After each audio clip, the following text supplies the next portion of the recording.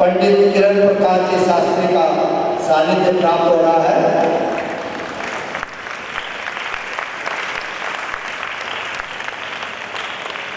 पंडित किरण प्रकाश जी शास्त्री ऐसे मूर्धन विद्वान है कि हमें कुछ ही देर बाद, कुछ ही क्षण बाद 10 धर्म के बारे में बहुत ही बारीकियों से समझाएंगे।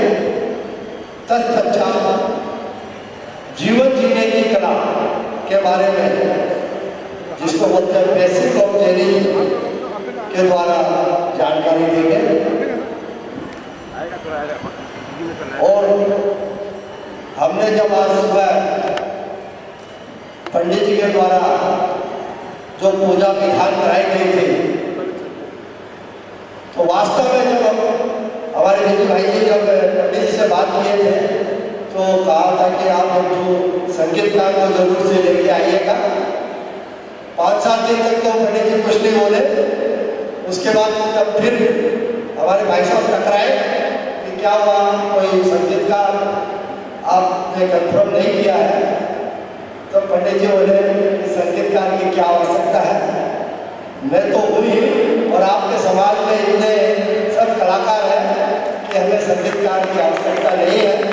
और वास्तव में आज जब पंडित जी के द्वारा पूजा विधान कराया गया था, तो मैं इतनी मधुर वाणी और इतने सुंदर भजन और इतनी क्लियर भाषण में इन्होंने जो पूजा करवाई, वास्तव में मैं तो इतनी बुक की तरह भी देखता रह गया। बहुत बार तो मैं रंग कराना भी भूल गया। इतना बढ़िया और इतना क्लियर भाषण से ये पूजा करवाते हैं। जो आज नहीं बैठे हैं, तो मेरा सभी से निवेदन रहेगा कि ऐसा मौका जीवन में बार बार नहीं आता है। आप जरूर से आए और कम से कम आप ज़्यादा समय नहीं है तो आधा घंटा तक आप बैठकर पंडित जी के द्वारा जो पूजा विधान कराई जाती है वो जरूर उसका आनंद लें। ऐसा अगर आप ये आनंद नहीं लेंगे तो मैं आपको पक्का बोलता हूँ कि आप जीवन में एक अच्छी चीज़ मिस कर जाएंगे। हाँ, ये बात जरूर है कि मंदिर में इतनी पूरे आप सभी के लिए व्यवस्था नहीं कर सकते हैं, फिर भी हमारा मन यही है कि आप सभी उसमें समा जाए। और जहाँ तक हो सकेंगे हम भाई साहब को ये बोलेंगे जितने भी आते हैं सभी के बैठने की व्यवस्था करें। और थोड़ा बहुत हम तकलीफ पा लेंगे, लेकिन आप ये मौका अपने जीवन में मत छोड़िएगा। ऐसा मौका बहुत कम ही मिलता है। मैं पंडित जी के लिए 2 लाइन कहना चाहूँगा कि भक्ति की धारा बहती है जिस दिल में, भक्ति की धारा बहती है जिस दिल में, चर्चा उसी की होती है हर महफिल में।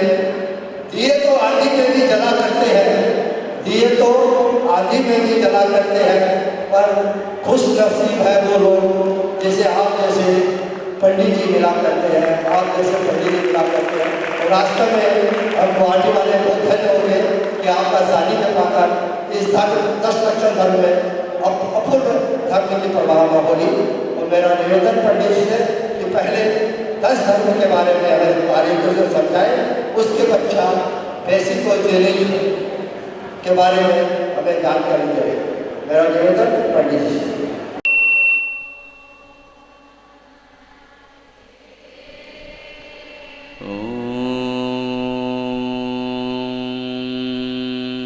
नमः सिद्धेभ्यः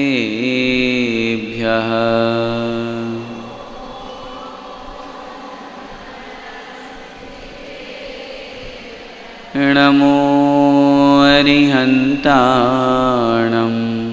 नमो सिद्धाणं नमो आयर्याणं नमो वज्रायाणं नमो लोये सव्यसाहूणम्।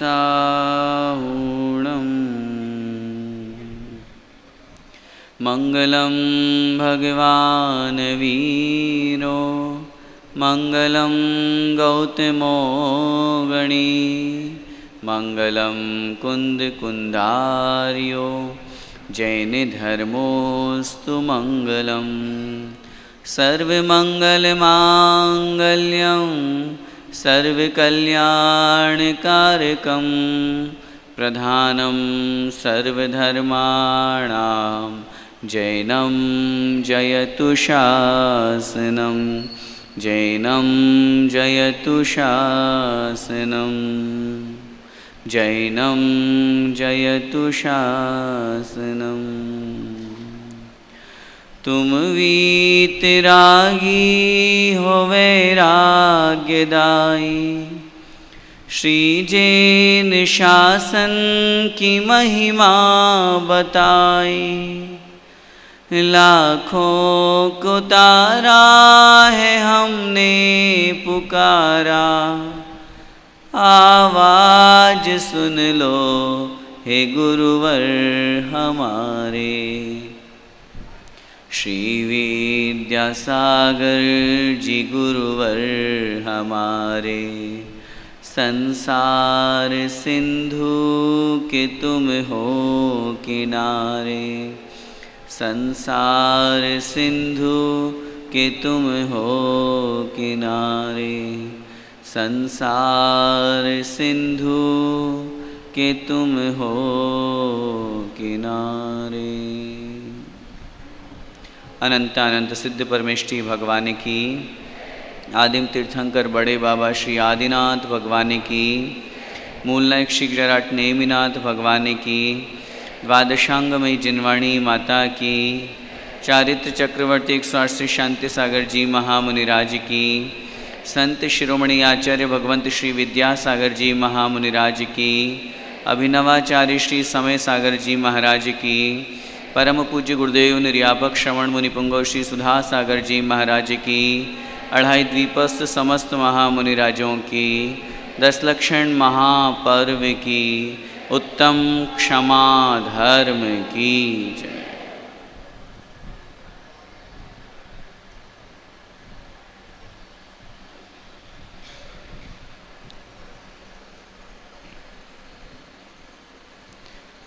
एक बार की बात है,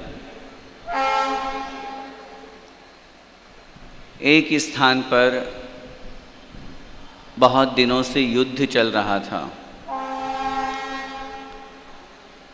और प्राचीन काल में जब राज्य रूपी संपदा का हरण करना होता था तो एकमात्र यही उपाय होता था कि कोई भी राजा पड़ोसी राज्य के ऊपर आक्रमण करता और उसे हराकर, उसे पराजित करके उसे अपने अधीन कर लेता। अपने अधीन करने के साथ साथ उस राज्य को अपने राज्य में सम्मिलित करके उसके ऊपर अपना स्वामित्व जमाता था। इस तरह की युद्ध की व्यवस्था प्राचीन काल में चला करती थी। युद्ध होने के पीछे अनेक कारण हुआ करते हैं। पद्म पुराण में आचार्य रविशेन स्वामी महाराज ने रामचंद्र जी के युद्ध का वर्णन जब रावण के साथ में हो रहा था उसका किया। युद्ध की ऐसी स्थिति बनी हुई थी और उस प्रसंग को हो सकता है कुछ लोगों ने पढ़ा हो, जब दोनों के बीच में युद्ध हो रहा था। चूँकि नियामक कारण शास्त्रों के अनुसार नारायण और प्रतिनारायण जन्म से बैरी हुआ करते हैं। जैसे लोक व्यवहार में अहि नकुलवत बैर कहा जाता है। अहि नकुल का मतलब होता है सांप और नेवले का बैर। जैसे सांप और नेवला जन्मजात ही दुश्मन होते हैं। सांप ने नेवले का कुछ नहीं बिगाड़ा, न नेवले ने सांप का कुछ बिगाड़ा, लेकिन वो अपने आप में ही पर्याय की अपेक्षा से दुश्मनी हुआ करती है। बहुत बार हमारे साथ में भी ऐसा होता है। बहुत लोग हमसे जुड़े होते हैं, समाज में उठते बैठते हैं, व्यवहार में, परिवार में, रिश्तेदारों में। कभी कभी ऐसा होता है कि सामने वाले से हमारा कोई कनेक्शन नहीं है, उसके बावजूद भी वो हमसे दुश्मनी बनाए हुए है। होता है ऐसा? सामने वाला से हमारा कोई रिलेशन नहीं है, उसके बावजूद भी वो रिलेशन बनाए हुए हैं। सामने वाले के साथ में हमने उसका कुछ नहीं बिगाड़ा, उससे पहली बार मिल रहे हैं तो भी वो हमारी उन्नति और प्रगति को देख करके जेलस कर रहा है, चिढ़ रहा है, ईर्ष्या कर रहा है। संसार की ऐसी ही स्थिति नारायण और प्रतिनारायण के साथ में हुआ करती है। निश्चित है, नियम है कि दोनों में युद्ध होना है। लक्ष्मण और रावण में जब युद्ध हो रहा था, चूँकि साथ में रामचंद्र जी भी थे, और उस प्रसंग को जब हमने पढ़ा समझा कि युद्ध अपनी जगह है, दोनों की आपस में दुश्मनी अपनी जगह है, दुश्मनी का निमित्त कुछ भी बन सकता है, लेकिन वहाँ जो निमित्त बना सीता का हरण हुआ और वहाँ हुआ दोनों में आपस में युद्ध हुआ। लेकिन उस वस्तु स्थिति युद्ध में जब बनी तो लक्ष्मण को शक्ति लग गई। शक्ति लगने का मतलब होता है घायल होना, और ऐसी स्थिति में लक्ष्मण उठने की स्थिति में भी नहीं थे। तब रामचंद्र जी ने कहा ये तभी ठीक हो सकते हैं जब इनके ऊपर कोई शीलवती स्त्री के द्वारा स्पर्शित जल छिड़का जाए। आप विचार कीजिए, कितनी बड़ी बात है। औषधि के रूप में कोई वैद्य को नहीं बुलाया गया है, औषधि के रूप में उन्हें कुछ खिलाया पिलाया नहीं गया है, कुछ मरहम पट्टी नहीं की गई है। पद्म पुराण के उस प्रसंग को देख करके हृदय इतना गदगद हो गया कि वास्तव में एक शीलवती नारी का इतना बड़ा महत्व हो सकता है। और उस स्थिति में विशल्या जो एक शीलवती स्त्री थी, उसका जल मंगाया गया, क्योंकि उसके लिए भी एक प्रसंग शास्त्रों में पढ़ने को प्राप्त होता है कि वो स्नान कर रही थी और स्नान से स्पर्शित जल जो बाहर गड्ढे में इकट्ठा हुआ तो वहाँ कोई रोगी जो कुत्ता था, श्वान था, वो आया और उसने उस पानी में अपने आप को स्पर्शित किया तो वो रोग रहित हो गया। तब लोगों में ये बात फैल गई कि देखो इससे स्पर्शित जल से रोग ठीक हो जाता है। और रामचंद्र जी ने कहा वो जल लेकर के आओ और उससे लक्ष्मण को ठीक किया जाएगा। और वही हुआ, जल लाया गया और ला करके और उनके ऊपर छिड़का गया। प्रभाव ये पड़ा कि लक्ष्मण ठीक हो गए, उनकी शक्ति निष्फल हो गई, जो उनको रोग और बीमारी हो गई थी, जो घाव लग गए थे वो सब ठीक हो गए। लेकिन इस प्रसंग के साथ में अगली जो कहानी जुड़ रही है वो इससे भी ज़्यादा मार्मिक है। रामचंद्र जी एक गृहस्थ जीवन में है, सामने दुश्मन खड़ा हुआ है। मैं इस प्रसंग को आप लोगों के बीच में इसलिए रख रहा हूँ क्योंकि दुश्मनी हम लोग भी करते हैं, लड़ाई झगड़ा हम लोग भी करते हैं, लेकिन उस दुश्मनी के साथ में, उस युद्ध के साथ में जरा इस बात पर विचार कीजिए कि प्राचीन समय में इतने बड़े बड़े युद्ध होते थे, मारकाट होती थी, एक दूसरे के खून के प्यासे होते थे, लेकिन उसके बावजूद भी जब शाम हो जाती थी तो दोनों का युद्ध का विराम हो जाया करता था। रात में लड़ाई नहीं होती थी, रात में झगड़े नहीं होते थे। रामचंद्र जी के अंदर उस मर्यादा पुरुषोत्तम आज पूरी दुनिया उनकी पूजा कर रही है, उनको मान रही है। हमारे जैन धर्म के अनुसार वो मांगी तुंगी से मोक्ष पधारे। सामने दुश्मन हैं और जैसे इधर से लक्ष्मण घायल हुए उसी तरह दुश्मन की, रावण की जो सेना थी उसमें से कुंभकर्ण और मेघवाहन, ये दोनों भी घायल हो गए थे। आप विचार कीजिए, अगर सामने वाला दुश्मन तिरोहित हो जाता है, सामने वाला दुश्मन यदि मरण को प्राप्त हो जाता है, घायल हो जाता है, तो हमें खुशी होगी या दुख होगा? बोलो, थोड़ा तेज बोलो। खुशी होगी। क्यों? क्योंकि हम मारने के लिए तो युद्ध कर रहे हैं, सामने वाले के प्रहार कर रहे हैं, उसको मारने के लिए तो हम क्रिया कर रहे हैं। जिस समय उनको शक्ति लगी उस समय तो रामचंद्र जी अपने आप में खुश हुए। क्यों? क्योंकि दुश्मन की सेना कुछ कम हो रही है, दुश्मन को हमने प्रहार किया। लेकिन जब लक्ष्मण की वो शक्ति दूर हुई, रामचंद्र जी ने वो विशल्या का जल मेघवाहन और कुंभकर्ण के पास भी भिजवाया कि नहीं, दुश्मनी युद्ध में थी, अब वो हमारा साधर्मी है, और जैसे इसका यह रोग दूर हुआ है, जैसे इसका ये घाव दूर हुआ है, वैसे ही दुश्मन कुंभकर्ण और मेघवाहन का भी होना चाहिए। इसका नाम है क्षमा धर्म। हम क्या सोचते हैं?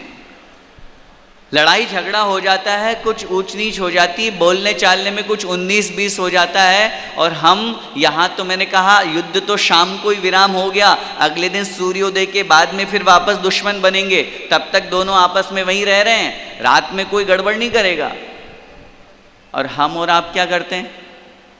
बोलो, लड़ाई झगड़ा होने के बाद शाम के समय वापस बोल लेते हो? कितने दिन निकल जाते हैं, कितनी रातें निकल जाती है, कितने लड़ाई झगड़ों को वापस रिकॉल करते रहते हैं, याद करते रहते हैं, और हम अपनी कषाय बढ़ाते रहते हैं। आचार्यों ने शास्त्रों में लिखा है, सत्यपि प्रतिकार सामर्थ्ये अपकार सहनम क्षमा। सत्यपि प्रतिकार सामर्थ्य, सामने वाले को रिप्लाई करने की शक्ति है, सामने वाले को मारने की, सामने वाले का अपमान करने की, सामने वाले को तिरोहित करने की, सामने वाले को खत्म करने की शक्ति है, सामर्थ्य है। लेकिन उसके बावजूद भी अपकार सहनम, उसके द्वारा, उस दुश्मन के द्वारा, उस सामने वाले ने जो हमारा अपमान किया, हमें जो बेइज्जत किया, हमारे साथ जो दुर्व्यवहार किया, उसके बावजूद भी उसे शांत भाव से सहन कर लेना और उसको माफ़ कर देना, इसका नाम है क्षमा धर्म। हम स्टेटस तो बहुत लगाते हैं 10 लक्षण के बाद में उत्तम क्षमा, भाई जी उत्तम क्षमा, सबको बहुत बोलते हैं। किससे बोलते हैं? जिससे हमारी दुश्मनी नहीं है, जिससे हमारी बोलचाल पहले से चल रही है, और जिससे बोलचाल बंद है उसको न मैसेज करते न कॉल करते, और सामने से आ रहा होगा तो भी हम साइड से, तो फिर काहे की क्षमा? फिर हम क्यों बोलते हैं हम 10 धर्मों को अपने जीवन में अपनाने की कोशिश कर रहे हैं? हालांकि पूर्ण रूप से हम क्षमा, मार्दव, आर्जव इन 10 धर्मों को अपने जीवन में नहीं ला सकते। ये तो पूर्ण रूप से मुनि महाराज ही अपने जीवन में, क्योंकि आचार्य परमेष्ठी के 36 मूल गुणों में 10 धर्म मूल गुणों के रूप में आता है, मुनि महाराज पूर्ण रूप से उसका पालन करते हैं। लेकिन हम शावक भी जितना हो सकता है, जैसी शक्ति सामर्थ्य बने उस अनुसार थोड़े थोड़े रूप में ही क्षमा धर्म को अपने जीवन में लाने का प्रयास करें। कोहु पत्तिस्स पुणो बहिरंगम जदि हवेदि सखादम न कुणवि किंची विकोहम, न कुणवि किंची विकोहम। आचार्य भगवंत कुंद कुंद स्वामी महाराज वार्षाणुपेक्षा ग्रंथ में लिखते हैं, सत्यपि प्रतिकार सामर्थ्य कोहु पत्तिस्स पुणो बहिरंगम जदि हवेदि सखादम। शास्त्रों के अनुसार बात करेंगे तो जब अंतरंग में क्रोध कषाय का उदय होता है तब हमें गुस्सा आता है। बाहर में कुछ भी निमित्त बन सकता है। बहिरंगम यदि हवेदि सखादम, बाहर में अनेक प्रकार के निमित्त बनते हैं, बाहर में अनेक प्रकार के कुछ भी विकल्प हो सकते हैं। किसी ने हमारी बात नहीं मानी, हमने कहा था ये सामान उठा करके वहाँ से वहाँ रख देना, और 10 मिनट बाद हमने देखा उसने सामान नहीं रखा, तो हमें तुरंत गुस्सा आ जाता है। होता है ऐसा? हमने कहा तुम ये काम कर देना और उसने वो काम नहीं किया, हमारा कहना नहीं माना, तो हमें गुस्सा आ गया। लेकिन बाहर से गुस्सा जो आ रहा है किसी वस्तु तत्व पे या निमित्त पे, उसके पीछे सबसे बड़ा कारण है अंतरंग क्रोध कषाय का उदय होना। जब तक अंतरंग में हमारी क्रोध कषाय का उदय नहीं होगा, तब तक बाहर से कोई निमित्त भले ही खूब मिल जाए तो भी हमें गुस्सा आने वाला नहीं। अच्छा बताइए जरा, जब हमें गुस्सा निकालना होता है, गुस्सा करना होता है, तब हम कोई ना कोई निमित्त जरूर ढूंढ लेते हैं। कोई वस्तु कहीं पर रखी हुई है और हमारी ठोकर लग गई उस पर, बोलो क्या करोगे? वीरेंद्र भाई जी, आप घर पे हो और सामान कोई रखा था और नीचे रखा था और उसकी ठोकर लग गई और वो सामान टूट गया या आपके पैर में लग गई, अब क्या करोगे? बोलो ना, बोलते नहीं। गुस्सा करोगे। किस पे करेंगे? है जी, बिना भाभी पे। हैं? पता नहीं है ये चीज़ यहाँ रखने की होती है, जहाँ रखना चाहिए वहाँ रखते नहीं हो, उन पे करेंगे। अगर वो थोड़ी तगड़ी है तो बीवी तगड़ी हो, बीवी मजबूत हो, हाँ, गुस्सा करने की हिम्मत नहीं हो तो बच्चों पे करेंगे, नौकर पे करेंगे। हमें अपना गुस्सा निकालना है। हम किस पे निकाल रहे हैं ये हम अपनी लाइफ को थोड़ा सा देखें, सोचें, विचार करें। कभी हमने इस बारे में चिंतन नहीं किया कि आंखें तो मेरी फूटी थी, मैं देख करके नहीं चल रहा था इसलिए ठोकर लगी है।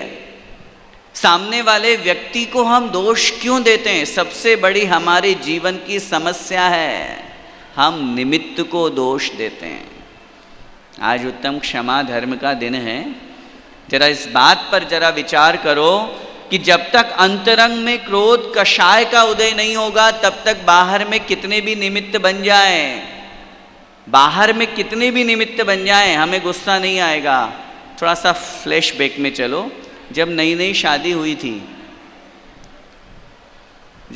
शादी हुई थी उस समय पति पत्नी आपस में बड़े प्रेम से रहते थे।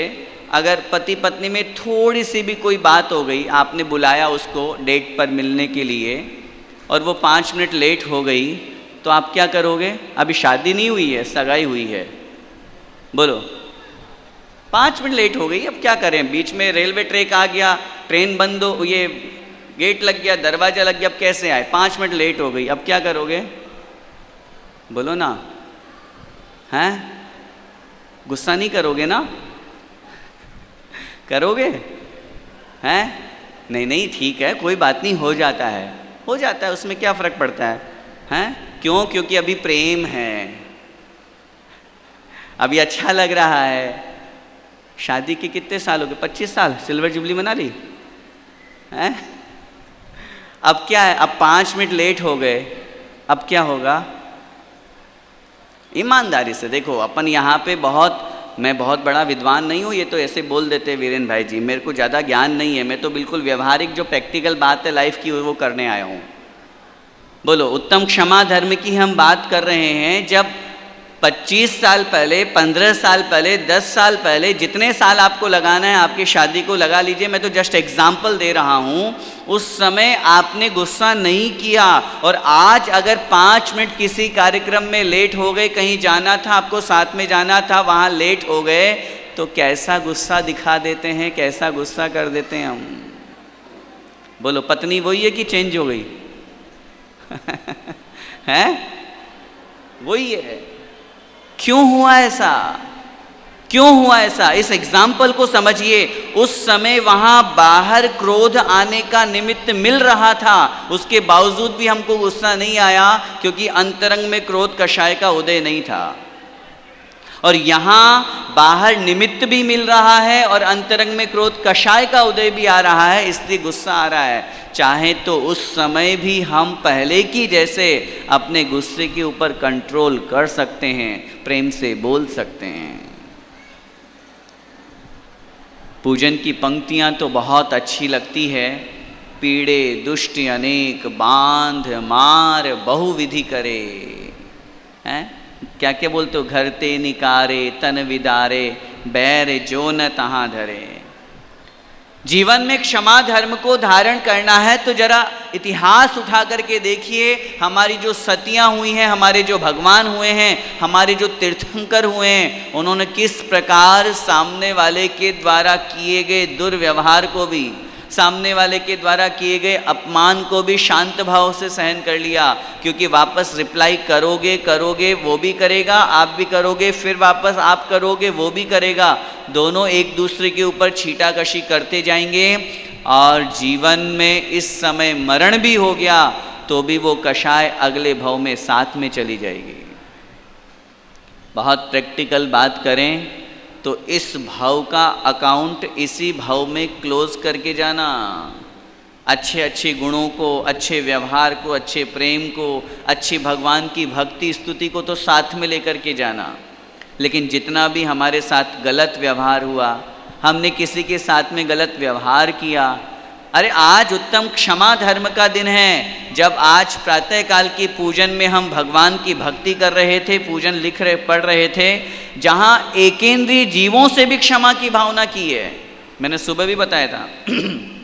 सोचो जरा, आपने अपनी ज़मीन बनाई है, बिल्डिंग खड़ा किया, सब कुछ किया, जहाँ रहने के लिए पृथ्वी का एक जीवों की हिंसा हुई। मैंने प्रातःकाल कहा था, अपने जीवन को बहुत हल्का बनाओ, बहुत बोझ लेकर के माइंड पर मत चलो, वैसे बहुत भारी हो।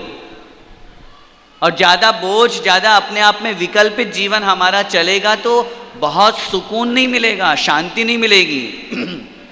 हम सबके जीवन का लक्ष्य वही है।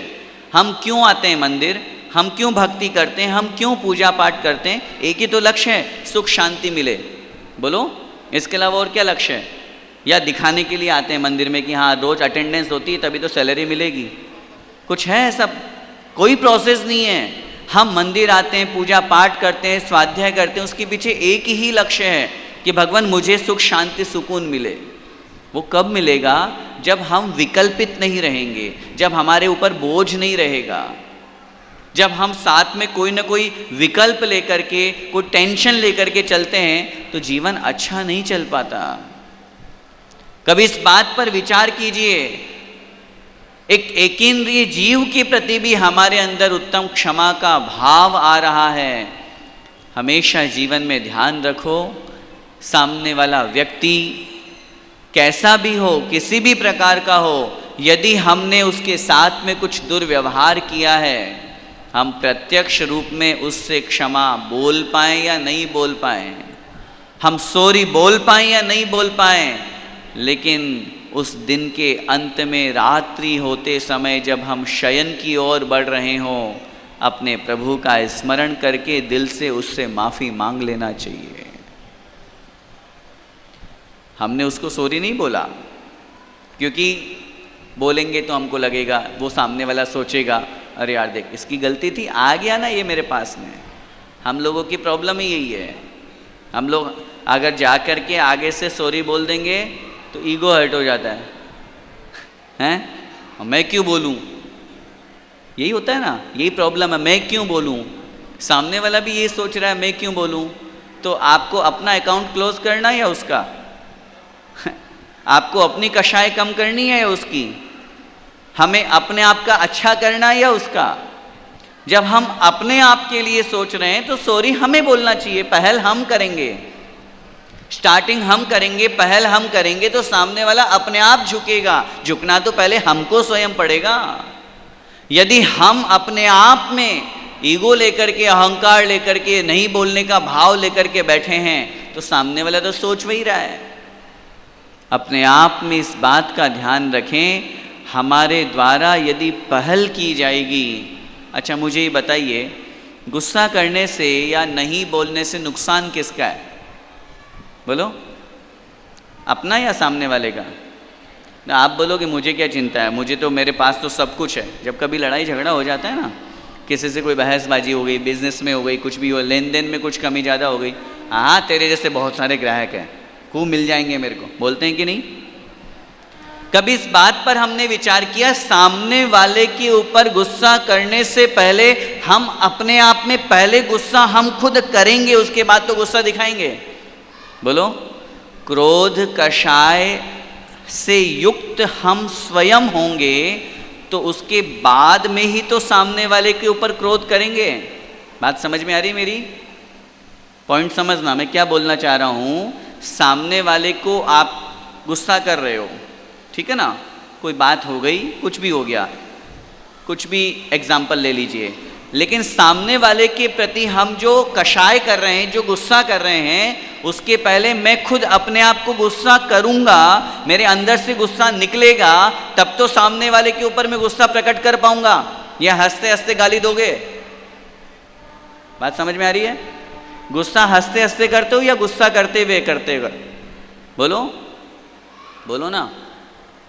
सामने वाले को अगर आप कुछ गलत बोल रहे हो, आप शब्द बोल रहे हो, निंदा पूर्वक वचन बोल रहे हो, कुछ भी बोल रहे हो, गुस्से में बात कर रहे हो, तो पहले हम अपने आप में गुस्सा होंगे, मेरी आत्मा में क्रोध आएगा, तभी तो मैं सामने वाले के ऊपर गुस्सा कर पाऊंगा। इसका मतलब ये हुआ कि सामने वाले पर गुस्सा करने से पहले मैंने अपने आप में क्रोध कषाय जागृत की, इट मीन्स सामने वालों को जलाने से पहले मैं अपने आप में जल रहा हूं, उसके बाद में सामने वाले को जला रहा हूं। ये एक ऐसी कषाय है, अन्य कषायों पे भी हम क्रमशः चर्चा करेंगे, लेकिन क्रोध कषाय एक ऐसी कषाय है जिसको आचार्यों ने अग्नि की उपमा दी है, आग के समान कहा है, क्योंकि सामने वाले को जलाने से पहले हमें स्वयं जलना पड़ेगा, हमें स्वयं क्रोधी होना पड़ेगा। और हमने अपने आप में क्रोध किया है तो सामने वाले का नुकसान हो या नहीं हो, हमारा तो हो गया, हमारा तो कर्म बंद हो गया। और यदि कदाचित हमारे साथ कोई गलत कर भी रहा है, ये मान करके चलना, कर्म सिद्धांत के ऊपर भरोसा और विश्वास रखोगे तो सामने वाला सिर्फ निमित्त बन के आया है, ये तो मेरा अपना कर्म है जो मुझे दुख दे रहा है। चाहे सीता सती हो, चाहे मैना सुंदरी हो, चाहे सोमा सती हो, चाहे मानतुंग स्वामी मुनि महाराज हो, चाहे श्रीपाल सेठ हो, चाहे सुदर्शन सेठ हो, ये जितने भी हमारे आदर्श महान पुरुष हुए हैं, महान सतियां हुई हैं, उनके जीवन चरित्र को जब हम देखते हैं तो हमें प्रेरणा मिलती है।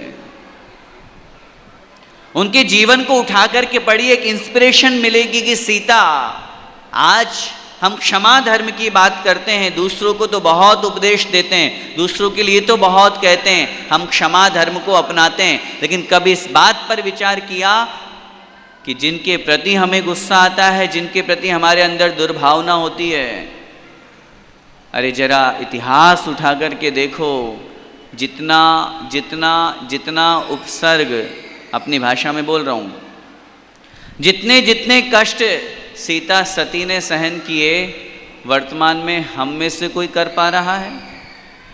बोलो, उनके साथ क्या क्या नहीं हुआ, क्या क्या नहीं हुआ, बोलो। विवाह होकर के नई नई आई और आदेश मिल गया, पतिदेव तो वनवास जाएंगे 14 साल के लिए, हैं? आज की सीता होती तो बोलो ना, गुवाहाटी की सीताओं क्या करते हैं, पतिदेव से वहीं लड़ाई कर लेते। दिमाग खराब है आपका, क्योंकि पतिदेव ने आकर के सुनाया कि भाई मेरे को तो पिताजी का आदेश मिला है, वचन दिया था पिताजी ने वो सारी कहानी, और मुझे तो वनवास जाना है। कितने साल के लिए? 14 साल के लिए। फूट गए कर्म, मैं तो जा रही हूँ वापस, दूसरी शादी कर लूँगी। बोलो ना, यही होता, यही होता। लेकिन जहाँ एक बार संकल्पबद्ध होकर के पति को ग्रहण कर लिया, 7 फेरे ले लिए, उसके बाद दुनिया में मेरा और कोई पति इस पर्याय में नहीं हो सकता। इस संकल्प का नाम है पति पत्नी का रिश्ता। कहाँ जा रही है दुनिया? कोई छोटी सी बात हो जाती है, एक दूसरे का ईगो हर्ट हो जाता है और हम डिवोर्स फाइल कर देते हैं। एक दूसरे के साथ जब संकल्पबद्ध हुए हैं, एक दूसरे के साथ हमने इस जीवन का निर्वाह करने का संकल्प लिया है, प्रभु के सामने, अग्नि की साक्षी में, पंचों के सामने, पूरे परिवार के सामने, तो थोड़ा सा अगर हम सामने वाले की बात को सहन कर लेंगे तो हमारा क्या जाएगा? टॉलरेशन भी तो कोई चीज़ हुआ करती है, एडजस्ट भी तो कोई चीज़ हुआ करती है, कॉम्प्रोमाइज़ भी तो कुछ चीज़ हुआ करती है। ये लाइफ में सब कुछ आपको अपने अनुसार ही चलाना है। अगर सब कुछ ही अपने अनुसार होने लग जाएगा तो फिर संसार ही क्या है? एक सिक्के के दोनों पहलू हुआ करते हैं, एक रथ के 2 पहिए होते हैं। थोड़ा बहुत ऊंच नीच हो तो सामने वाला एडजस्ट करने वाला हो तो सब काम बहुत अच्छे होंगे। और ऐसा दुनिया में कौन है, मुझे बताओ? आदिनाथ भगवान से लेकर के कर्म भूमि में अपन पैदा हुए हैं, आदिनाथ भगवान से लेकर के पंचम काल के 2500 वर्ष निकल गए। ऐसा एक भी पति पत्नी का रिश्ता बता दीजिए जिसमें कभी किसी प्रकार का कोई झगड़ा न हुआ हो। मैंने खूब सोच लिया, मैंने महापुरुषों के भी जीवन चरित्र को पढ़ा, पति पत्नी के भी जीवन चरित्र को पढ़ा, मैंने उनको भी देखा, चाहे आदिनाथ भगवान हो, चाहे हमारे जो बाल ब्रह्मचारी के अलावा शेष 19 तीर्थंकर, उनके जीवन चरित्र को पढ़ा। थोड़ा बहुत तो चलता है। और ऐसी स्थिति में यदि हम अपने जीवन को बहुत संयमित और बहुत अच्छा बनाना चाहते हैं तो थोड़ा सा तो मन में विचार कीजिए, इतना सब कुछ होने के बावजूद भी सीता के मुख से उफ नहीं निकला। उसके मन में ये भाव नहीं आया कि मैं तो चली जाऊंगी वापस अपने पिताजी के यहाँ पर जनकपुरी में, मैं तो चली जाऊंगी वापस, मुझे क्या दिक्कत है, मैं तो राजकुमारी हूँ। पति के साथ साथ कदम दर कदम चलते हुए पूरा वनवास काटा। पूरी कहानी आप सबको पता है, मैं कोई रिपीट नहीं करूँगा। मैं सिर्फ इतना सा निवेदन करना चाहता हूं कि जिनकी हम पूजा अर्चना करते हैं, जिनकी हम भक्ति करते हैं, मात्र बाहर से द्रव्य चढ़ा दिया पार्श्वनाथ भगवान को, बाहुबली भगवान को, आदिनाथ भगवान को, महावीर भगवान को, कभी उनके जीवन चरित्र से कुछ प्रेरणा ली है? सामने वाले को हम अपना आदर्श पुरुष मानते हैं, सामने वाले को हम अपना आइडियल मानते हैं, उसकी जीवन में कितनी प्रकार की कठिनाइयां आई, उन्होंने सब कुछ सहन किया। पार्श्वनाथ भगवान का उदाहरण, ऐसे ही पारसनाथ नहीं बन जाते। आज दुनिया में जितने भी मंदिर हैं उन सब में सबसे ज़्यादा जिन प्रतिमा कौन से भगवान की? क्यों क्यों बोलो? जो ज़्यादा फेमस होता है, बोलो, 24 तीर्थंकर सब इक्वल हैं, सबके गुण बराबर हैं। सिद्धालय में पहुंचने के बाद कोई डिफरेंस नहीं है। आज से अनंत काल पहले जो सिद्धालय में चले गए उनके भी वही गुण हैं, जो आज सिद्ध हो रहे हैं उनके भी वही गुण हैं। वहाँ कोई सीनियरिटी नहीं होती। बोले हाँ देखो ये तो बहुत साल पहले से मोक्ष हो गए, ये भगवान बड़े हो गए, और ये तो आज हुए हैं तो ये छोटे हैं। जैसे दीक्षा में करते हैं ना, जिनकी पहले दीक्षा हो गई वो बड़े महाराज, जिनकी बाद में हुई वो छोटे महाराज। ये व्यवहार, ये बाहर का, ये संसार की व्यवस्था है। सिद्धालय में पहुँचने के बाद ऐसा कुछ भी नहीं है। फिर भी हम उन्हीं को ज़्यादा याद करते हैं जिनके जीवन में अनेक कठिनाइयाँ आई, अनेक उपसर्ग आए, बहुत सारी उन्होंने उन परीक्षाओं को सहन करके अपने जीवन को उत्तम से उत्तम बनाया।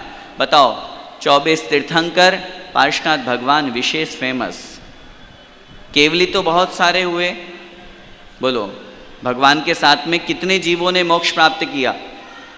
जब आप शिखर जी की वंदना करने जाते हो तो बोलते हो ना, इष्टों से इतने कोड़ा कोड़ी, इतने करोड़, इतने लाख, इतने हजार मुनि महाराज मोक्ष पधारे।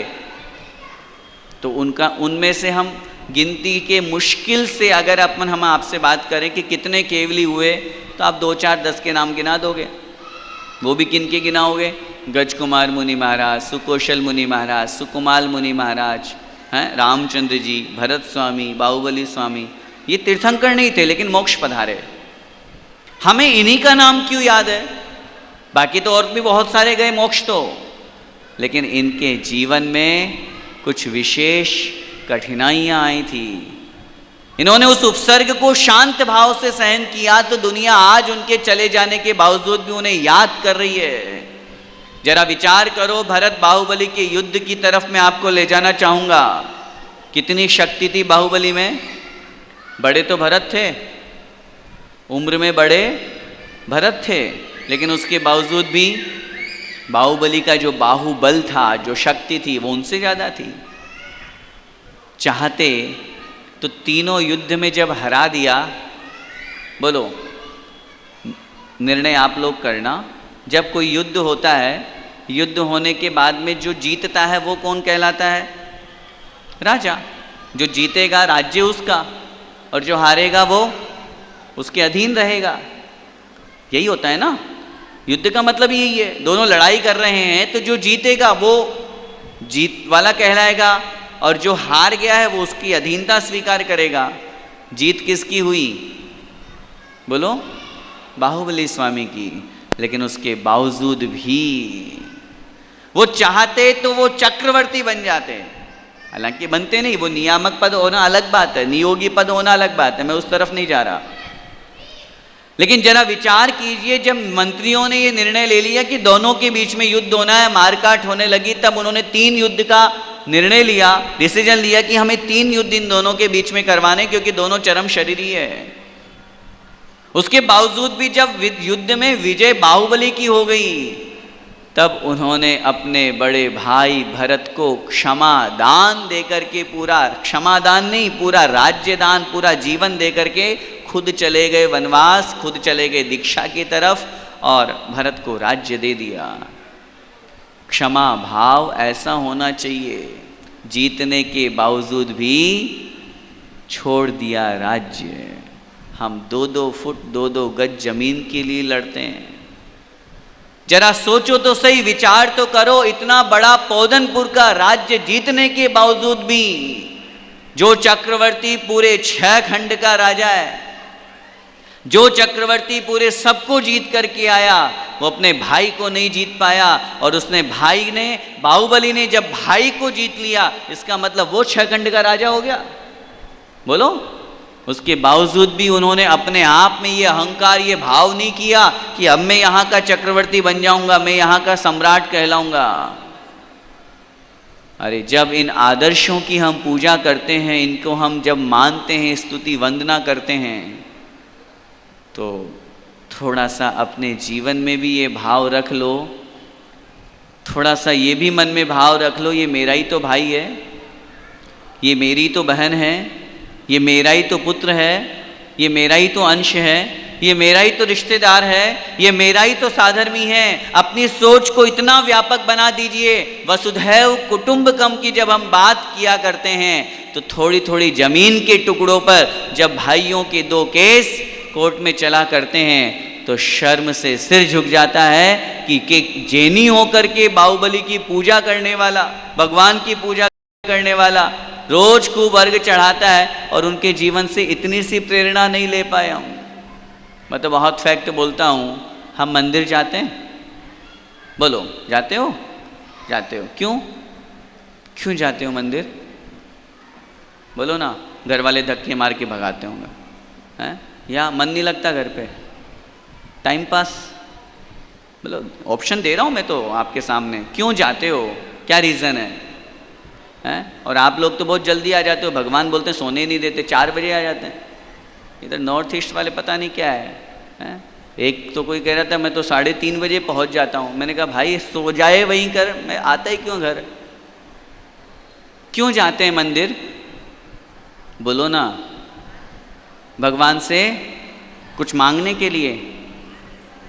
भगवान जैसा? क्या बात है, बिल्कुल सही उत्तर दिया। तालियों से स्वागत करो इन आंटी का। भगवान जैसा बनने के लिए हम मंदिर जाते हैं। कितने साल से जा रहे हैं? कितने दिनों से जा रहे हैं? कितने महीनों से जा रहे हैं? कितने साल से जा रहे हैं? कितना बने भगवान के समान? बोलो, बात समझ में आ रही है? हम जानते सब हैं, यहाँ जितने लोग बैठे हैं ना, ये सब जानते हैं। हम सब जानते हैं हम मंदिर क्यों जाते हैं। हमें भगवान के जैसा बनना है, भगवान के समान गुण हमारे अंदर भी प्राप्त हो जाए। वंदे तद्गुण लब्धे। सब ज्ञानी विद्वान हो, सब स्वाध्याय पाठ्यक्रम से जुड़े हुए हो, रोज स्वाध्याय करते हो, तो इतना तो पता है कि सबको पता है। पता होने के बावजूद भी वो हमारी लाइफ में क्यों नहीं आ पा रहा? जब हम उनके जैसा बनना चाहते हैं, तो जब उनके दर्शन कर रहे हैं, उस समय उनके गुणों का चिंतन कीजिए। कितने महान हैं, कितने अच्छे हैं, ये गुण इनके अंदर विद्यमान हैं। अगर हमारे अंदर वो गुण नहीं है, हमारे अंदर उससे विपरीत दोष है, वो कैसे दूर हो? वो भाव अपने अंदर रखिए, तब तो वास्तव में दर्शन करना सार्थक होगा। आचार्य पूज्यपाद स्वामी महाराज ने कहा है, अज्ञानोपास्तिरज्ञानम ज्ञानम ज्ञानी समाश्रय ददाति यत्तु यस्यास्ति सुप्रसिद्ध मिदम वचः। हम वीतरागी भगवान के पास इसीलिए जाते हैं क्योंकि वहां से हमें वीतरागता चाहिए। आचार्य श्री के दर्शन करने जाते रहे बहुत सालों तक। बोलो, किए ना दर्शन? कितनी बार किए? कितनी बार किए? और मैं पूछता हूँ, जितनी बार दर्शन करके आए, वहाँ से क्या सीख के आए? बोलो, क्या लेके आए? हाँ, आचार्य श्री आशीर्वाद दे दीजिए। ठीक, आचार्य श्री ने आशीर्वाद। अब क्या मिला? बोलो, है डोंगरगढ़ वालों? बोलो, क्या मिला? आशीर्वाद मिल गया ना, आचार्य श्री ने आशीर्वाद दिया ना। अब चेंज क्या हुआ? लाइफ में चेंज क्या हुआ? हम वैसे के वैसे ही हैं, तो उस आशीर्वाद का फल क्या मिला? उस आशीर्वाद का परिणाम क्या हुआ? अरे क्यों फालतू में आचार्य श्री का हाथ उठवाया? कष्ट दिया ना उनको, अपन ने अपने निमित्त से उनको आना पड़ा। ऐसी विषम परिस्थिति में भी जहाँ उस पाटे से उठने की हिम्मत नहीं है, धन्य है वो आचार्य श्री कि हम भक्तों के लिए बाहर आकर के और आशीर्वाद दिया करते थे। बहुत प्रैक्टिकल बात करूँ ना, तो अगर उनकी जगह हम और आप होते ना तो बिल्कुल स्पष्ट बोल देते, सब जाओ, मुझे सोने दो शांति से। छोटी सी कोई बीमारी हो जाती है, बीमारी भी नहीं होती, जब नींद आती है तब उस समय हम कोई डिस्टर्बेंस नहीं चाहते हैं, उस समय हम शांति से सोना चाहते हैं। और अगर कोई हल्ला करता है, कोई आवाज़ करता है, हमें उसी पे गुस्सा आ जाता है, हमें उसी पे गुस्सा आ जाता है। जरा उस साधक के ऊपर विचार कीजिए कि उनके जीवन में हमारे प्रति कितनी दया करुणा थी, कितना क्षमा का भाव था। इतना सब कुछ होने के बावजूद भी उन्होंने हमारे ऊपर, हम जीवों के ऊपर कोई क्रोध नहीं किया, कोई गुस्सा नहीं किया, बड़े शांत भाव से। लेकिन ये तो उनकी महानता है। हमने अपने जीवन में परिवर्तन क्या लाए? हम उनके नमोस्तु करने पर हमें आशीर्वाद मिला तो हमारे जीवन में कौन सा दोष कम हुआ और कौन सा गुण जागृत हुआ? जब कहीं मार्केट जाते हो साड़ी वाड़ी कपड़े लत्ते खरीदने, तो वहाँ से कुछ लेके आते हो ना, तभी तो मार्केट जाना सार्थक है। जहाँ आप जा रहे हो वहाँ से कुछ न कुछ तो लाओगे, तभी तो जा रहे हो। वही चीज़ मंदिर में लगाइए, वही चीज़ भगवान के सामने लगाइए। हमारे जितने भी आदर्श पुरुष हुए हैं, उनकी पूजा पाठ, उनकी स्तुति वंदना, उनके स्वाध्याय से हमारे जीवन में प्रेरणा आनी चाहिए। इनको हमने अपना आदर्श बनाया है तो उनके आदर्श को अपने जीवन में अपनाने का प्रयास करें।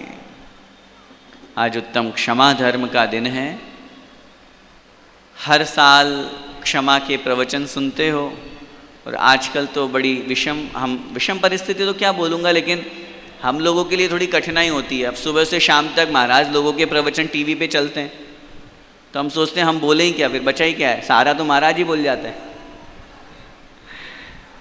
इतना प्रवचन इतना सालों से आप लोग सब सुन रहे हैं, हम भी सुन रहे हैं।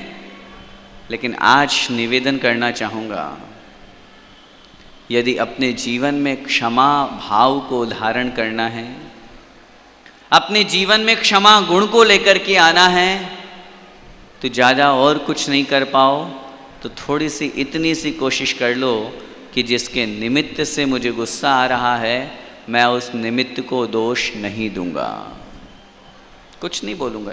बस एक सूत्र लेकर के जाइए।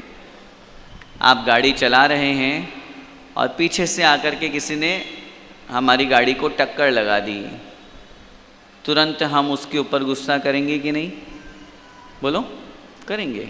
क्यों? तुझे गाड़ी चलाना नहीं आता, तूने ये कर दिया, तूने वो कर दिया, देखो मेरी गाड़ी खराब कर दी, ये सब चीज़ें होंगी।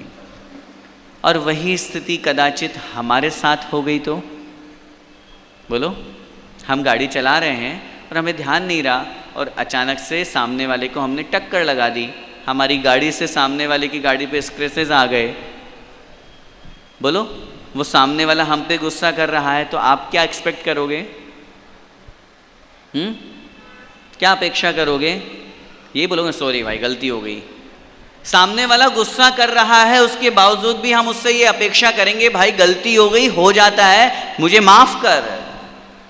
जितनी जल्दी हम सामने वाले से अपनी माफ़ी की अपेक्षा करते हैं, उतनी ही जल्दी हमें सामने वाले को माफ़ कर देना चाहिए। इसका नाम है क्षमा धर्म।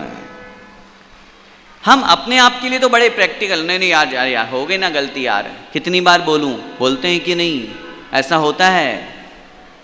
हम अपने लिए तो क्षमा की अपेक्षा कर रहे हैं और सामने वाले को, और बाहर से बोल भी देते हैं चलो ठीक है इट्स ओके कोई बात नहीं, लेकिन मन के किसी कोने में थोड़ा सा विकल्प रह जाता है। क्षमा वीरस्य भूषणम जो कहा गया है ना, कि क्षमा वीरों का आभूषण है। ये क्षमा मांगने वालों के लिए नहीं कहा गया, ये क्षमा करने वालों के लिए कहा गया है। बात समझ में आ रही है? क्षमा मांगने वालों के लिए नहीं। क्षमा मांगने में तो बहुत प्रैक्टिकल है, बहुत नॉर्मल है। आजकल तो ये इतने तो एटिकेट्स होते हैं कि भाई नॉर्मल बच्चे को शुरू से ही सिखाया जाता है, बेटा गलती हो गई सॉरी बोल, और वो बोल देता है सॉरी। और कितने बार हमारे मुख से सॉरी निकलता है, तो आप बोलोगे हाँ हम तो क्षमा खूब बोलते हैं, खूब सॉरी बोलते हैं। क्षमा मांगना और क्षमा करना, दोनों में बहुत अंतर है। हम बहुत जल्दी क्षमा मांग लेते हैं, कोई दिक्कत नहीं है, लेकिन अपने अंतरंग से क्षमा करना, रिपीट कर रहा हूं बात को, बाहर से तो हम क्षमा कर भी देते हैं, सामने वाले ने सॉरी बोला तो हम तुरंत हाँ ठीक है, इट्स ओके, कोई बात नहीं, लेकिन उसके साथ साथ हम जब अपने अंतरंग की तरफ झांकते हैं तो कहीं ना कहीं उसका परिणाम हमारे मन में अभी भी चल रहा है। अभी भी उसने कल जो हमारे साथ गलती की थी, जो ठोकर लगा दी थी, कुछ अपमानित शब्द कह दिए थे, हमने कल अपना रफा दफा कर दिया, कल उसको इट्स ओके भी कह दिया, सब कुछ कर दिया, उसके बावजूद भी दिल के एक कोने में उसके प्रति दुर्भावना क्यों बैठी हुई है? अगर वो बैठी हुई है, इसका मतलब हमने क्षमा नहीं किया, इसका मतलब हमने अपने मन की कलुषता को नहीं मिटाया, इसका मतलब अभी हमारे मन में उसके प्रति विकल्प जागृत है। और ये जब तक रहेगा, सामने वाला तो फ्री है, वो तो विकल्प रहित हो गया, क्योंकि आपने बोल दिया इट्स ओके। अब आप ही अपने मन में बोझ लादे हुए हो। समय हो रहा है अपने मन को इतना सा बहुत सुंदर सामंजस्य के साथ में बैठाएं, अपने मन में कोई कलुषता न रखें, अपने जीवन को बहुत सुंदर और बहुत अच्छा बनाने का बहुत सीधा सा साधन है बहुत प्रैक्टिकल जीवन जीना। और पॉजिटिव थिंकिंग के साथ में जब हम सकारात्मक विचारधारा के साथ में अपने जीवन को जिएंगे, क्योंकि सामने वाले के प्रति नेगेटिव सोचने के लिए तो बहुत सारे पॉइंट्स हैं, बहुत सारे पॉइंट्स हैं। किसी ने कुछ कह दिया, किसी के साथ कुछ हो गया, हमने जो मांगा वो हमको नहीं मिला, हमने कोई अपेक्षा करी। अब प्रॉब्लम वही है, हमने अपेक्षा करी है, हमने एक्सपेक्ट किया है, और जितना जितना हम एक्सपेक्टेशंस सामने वाले के साथ में रखेंगे उतने उतने हम दुखी होंगे, सामने वाला नहीं। क्योंकि अपेक्षा कौन रख रहा है बोलो? और क्या सारी अपेक्षाएं पूरी होती है? सारी इच्छाएं पूरी होती है? सारे मन के सोचे हुए काम पूरे होते हैं?